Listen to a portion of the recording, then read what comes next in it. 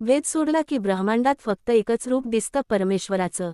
सुंदर आणि गूढ असा हा संत गोरा कुंभारांचा अभंग आहे.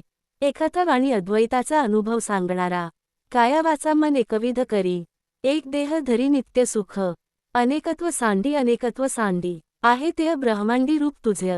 निर्वासना बुद्धी असता एकपणे, सहज भोगणे ऐक्य राज्य. म्हणे गोरा कुंभार नाही रूपरेख, त्यांची तुझे सुख नामदेवा. ओळीवार भावार्थ पाहूयात. एक काया वाचा मन एकविध करी, एक देह धरी नित्य सुख. अर्थ, जेव्हा मनुष्य आपली काया कर्म, वाचा, वाणी आणि मन एकरूप करतो, तेव्हा त्याला अंतःकरणात नित्य सुखाचा अनुभव येतो. जीवनात दांभिकता राहत नाही, एकत्व निर्माण होतं. 2. अनेकत्व सांडी आहे ते ब्रह्मांडी रूप तुझे. अर्थ, अनेकत्व म्हणजे भेदभाव, तो सोडून दिला की संपूर्ण ब्रह्मांडात एकच परमेश्वराचं रूप दिसू लागतं.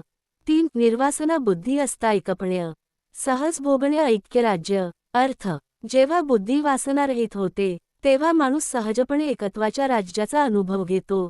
तेथे कोणताही संघर्ष नाही, फक्त शांत, सहज आनंद आहे.